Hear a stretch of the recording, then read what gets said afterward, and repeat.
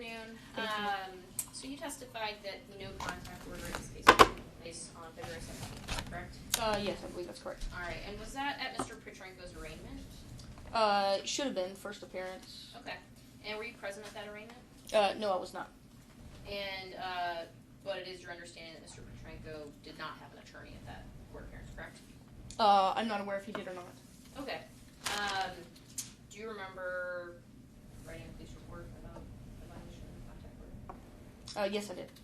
Okay. Do you remember in that police report indicating that Mr. Petrenko was pro se?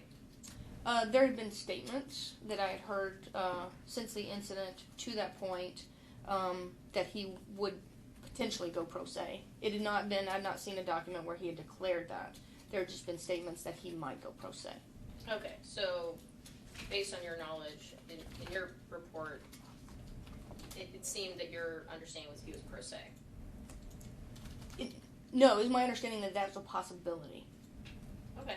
I did not know that it was at a fact, because I believe there's a process you have to go through to declare that so that you can begin to get records. And I had not received information that he had fully declared, but that there is the possibility he could have declared pro se. What does pro se mean? Just he's representing himself. He's going to be his own defense counsel. okay, so that means they don't have an attorney. Well, they are their attorney, I guess. Okay, they don't, yeah. They don't have an appointed attorney or a hired attorney outside of themselves. Correct. Okay. All right. And do you know if he had an attorney present to explain the no contact order to him? I don't know that for a fact, no. Do you know if at his arraignment he expressed any confusion about the no contact order? No, I don't know that. Do you know at his arraignment what he was exactly advised of in regards to what he was restricted? I wasn't at the arraignment, so I can't answer that question. Okay, and are there cameras in these courtrooms? Yes, there are. And do these cameras record all of the courtroom proceedings? Yes, they do. Okay. And so if a videotape of Mr. Petrenko's arraignment were produced, would it show whether he expressed... Objection calls for speculation. Sustained. Have you reviewed the video of his arraignment? No, I have not.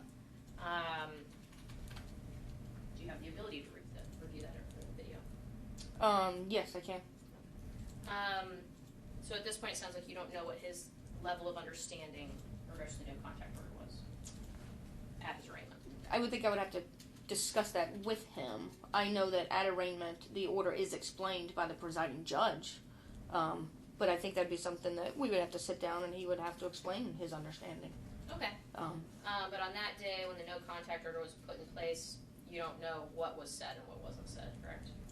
I know that the order would have been explained by the presiding judge. That is done every time. Okay, but that's an assumption based on what you think would have happened that day, correct? Yes, based on what I've seen in other cases happen, yes. Okay, but you don't know what happened in this case? No, not for a fact. Okay. Do you know if Mr. Petrenko knows how to read the English language? Yes, I believe he does. Okay, what's that based on? He has an active Facebook account. He posts things on YouTube. I think all that would, and it's in English. I've read it. I've discussed with him things, not discussed with him. It was more of a, I don't know if discussion would be the right word or not, but That's we all talked right. back and forth. Okay, And he can record on his phone. So it's your understanding that he can read English? Yes. And he was in the U.S. military. Do you know if he has any formal legal training? No, I'm not aware of that. Okay. And I think you were looking through the no contact order. I'll just go grab a copy of that, or the exhibit, so we can go over it together.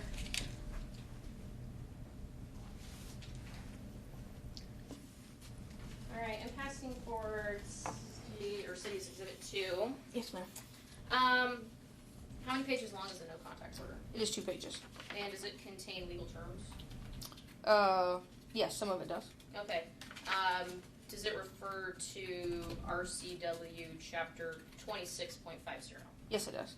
Okay. And does it refer to RCW Chapter 10.99? Yes, I believe it does. I don't see the exact place where it says that, but on other orders I've seen it does. Okay. And does it refer to Federal Code Section 18 U.S.C. Section 922, subsection G, subsection 8, subsection You can tell me where you're looking. Yes, I see that on the second page. Okay, and so the no contact order cites to specific statutes and laws. Yes, it does. And is it your understanding that people are just assumed to know what these specific laws and legal terms mean? Objection, calls for speculation. Sustained. Okay. But as you said, this order contains specific statutory codes and legal terms. Yes, along with everyday language. Okay, so it's a mixture of both, you're saying? Yes. All right. So in regards to the phone calls that we just listened to, in this case, the allegation is that Stephanie Salyers called Mr. Petrenko, correct? Correct. There's no evidence that Mr. Petrenko reached out to try and call Miss Salyers in custody, correct? Correct, but he did have to take a proactive step to accept the Okay. call. So, but he didn't try to call her, that's my question. You can't call in and make a call. You can leave a voicemail message, but a person on the outside cannot call in and initiate and start a phone call. Okay. And so you said that they could leave a voicemail message. Did you ever Correct. do that? No, I did not see one. Okay.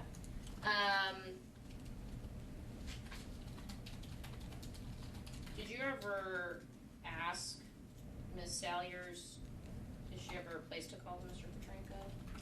No, I did not. Did you ever ask Mr. Petrenko if he accepted a call from this way? No. When I placed him under arrest, I knew because there was other issues where he was either appointed legal counsel already or because he was pro se, I would not ask him questions. Okay. And do you recall in your police report indicating that he was pro se? I recall indicating, I may have said either he was pro se, it was my understanding at the time and has been up until this point that it could go either way. Okay. So when there's a no contact order in between two people and one of those people is in custody, is it possible to block certain phone numbers from the Telme system Objection, relevance. Overruled. so that those phone calls can't be made to a certain number? Yes, it is. Okay, and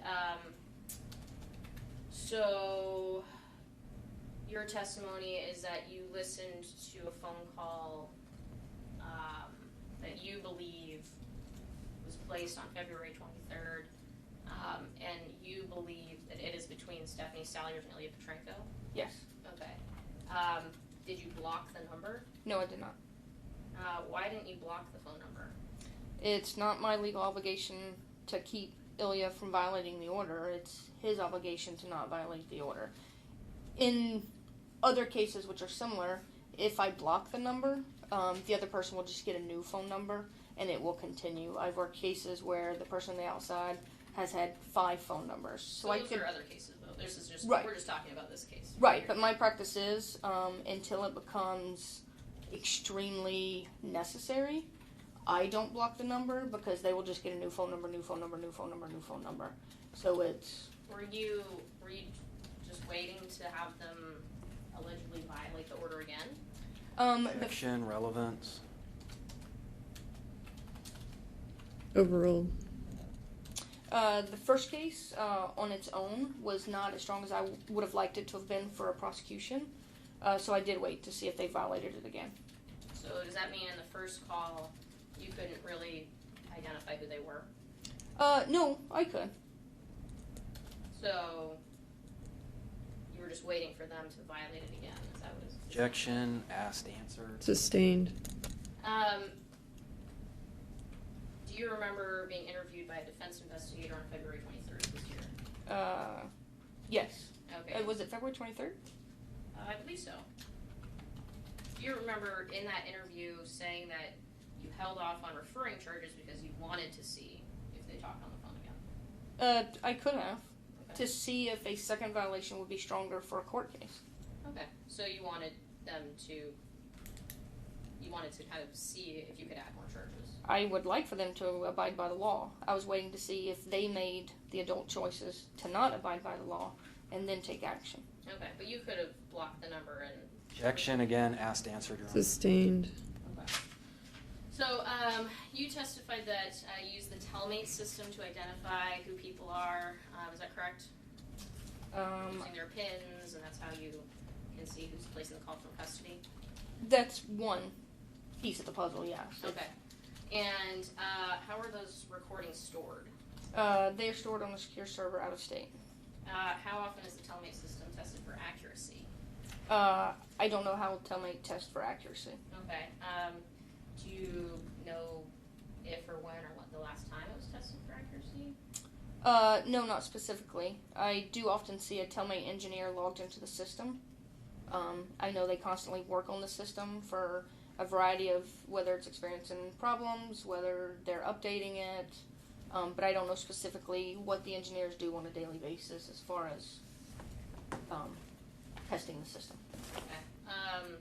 Is it your understanding that engineers, when they're working on it, are maybe fixing problems with the system? It could be anything from replacing a new phone. If one of the phones inside, a lot of times inmates will have a hard time hearing. If they make enough complaints, they'll replace equipment. It could be anything, yes. Okay. And do you know if the system was tested for accuracy on or about February 23rd of this year? No, I don't know. And do you know if it was tested for accuracy on or about February 29th of this year? No, I don't know that. Okay. And when you listen to a call that's recorded on Telmate, how do you know when the call was placed? Telmate gives that information, so whenever I go into the Telmate system, I can look up an inmate's name. I can go to their call records, and any call that has been attempted, successful, disconnected, whatever the case may be, it does it in chronological order, and it just goes down. It lists the date, the time, the duration of the call, the phone number that's called, and then you can listen to it and make notes on it. Okay. And you don't, do you know who puts that information into that system? It's my understanding that it's just generated, just as when we make a telephone call, the timestamp of when you make the call, how long the call is, the call you, the number you called is in your phone. Okay. Do you know, can you say with certainty that it is a computer and not a person manually inputting it? I am very certain that it is not a person manually entering it. Okay. What is that based off? That is based off of the company services several jails. I know of Clark County and Clackamas. I know there are other facilities out of state.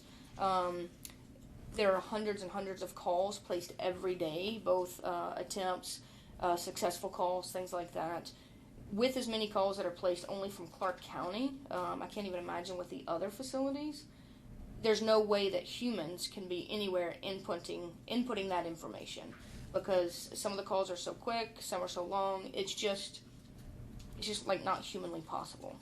The Telmate business, there's no way that they could employ humans to input the information for every single call that they document and make a single dime.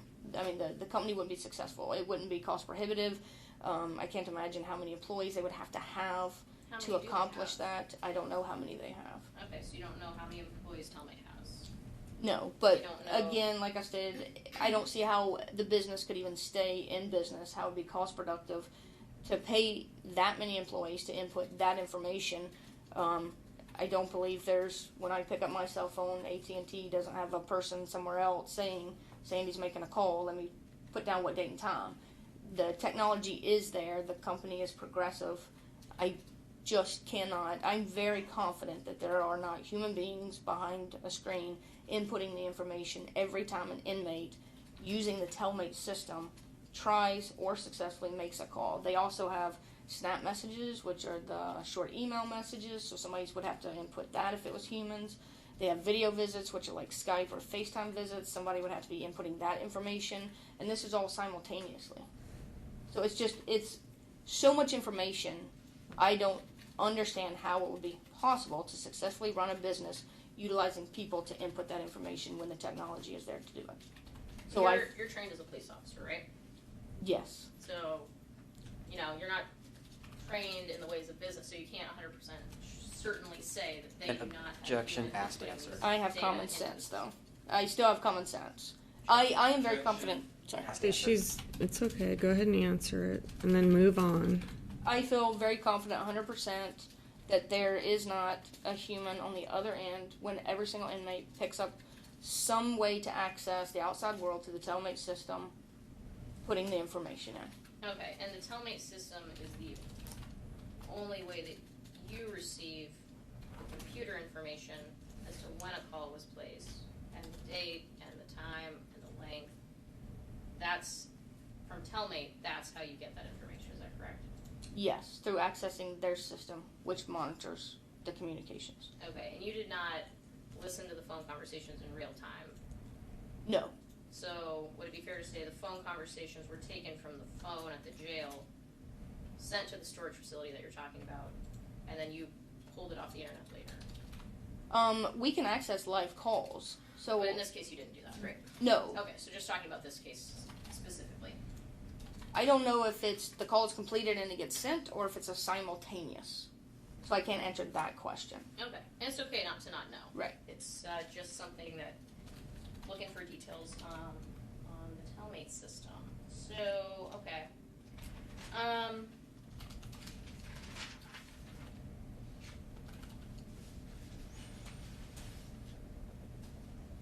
So, in looking at that order that you have right in front of you, the no contact order, we're just kind of going to move on from the telemate system. So, Mr. Randall had you read a section at the bottom that says warning. Yes. Okay, and can you read the first sentence of the warning section? Yes. It says violation of the provisions of this order with actual notice of its terms is a criminal offense under Chapter 26.50 RCW and will subject a violator to arrest. Okay, so that sentence says actual notice, correct? Correct. Does it say constructive notice? No. Okay. All right, I have no further questions.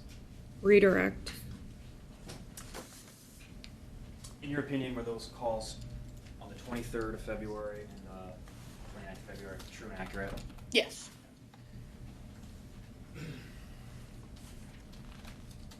Are you aware if in the state of Washington people have the right to have an attorney represent them? They cannot afford one? Yes, they do have that right. Is that what you meant by they could be appointed an attorney? Yes. Sorry, we stand with that. We still have that. Yes. Is there, on the first page, is there anything in bold language on the no contact order in that warning section? On the bottom of the page? In the warning section. In the warning section, yes. And just read what is in bold. You can be arrested even if the person protected by this order invites or allows you to violate the order's prohibitions. Okay, thank you.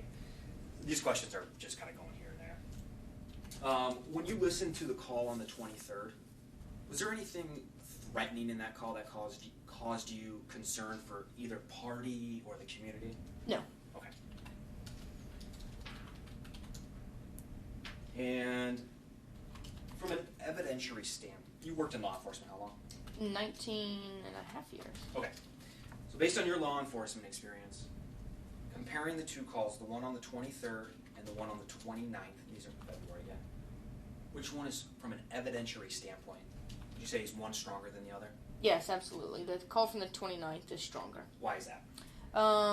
Due to the information, he calls her his wife twice while speaking to Smoke.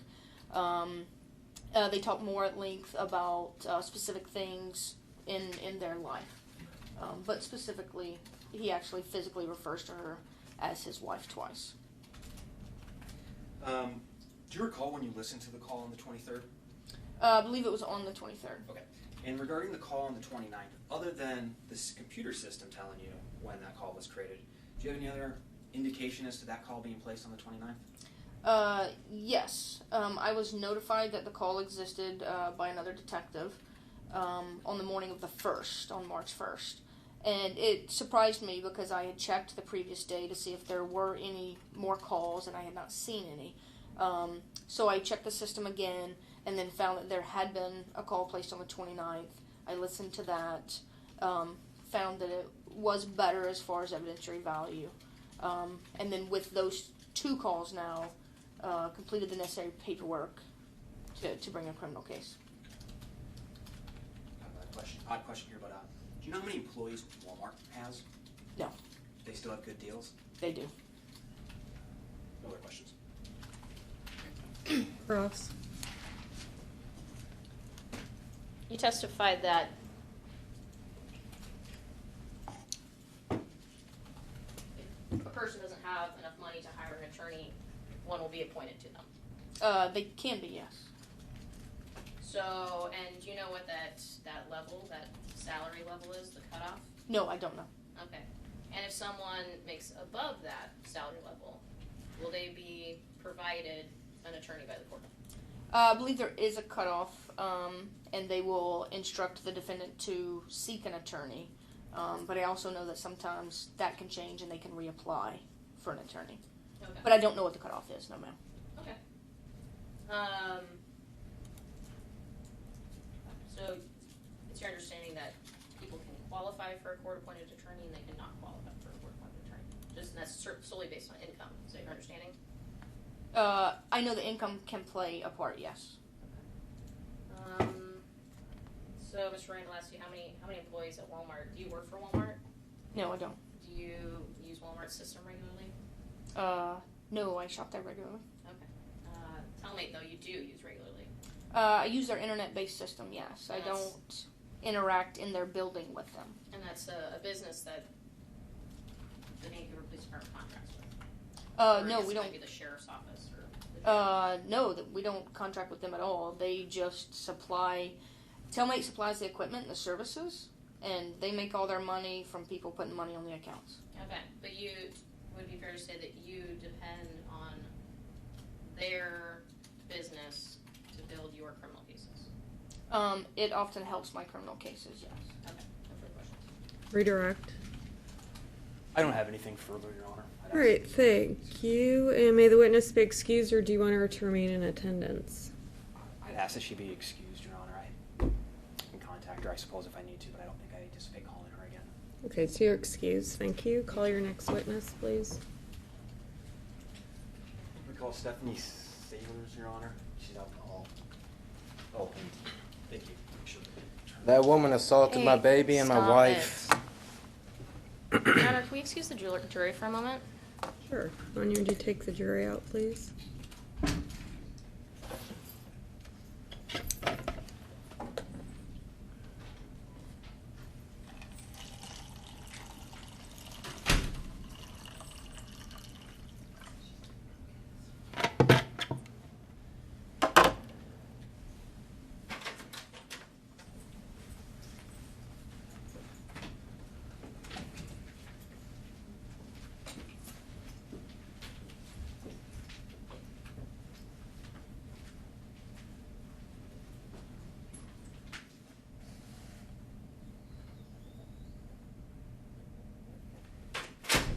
Yes.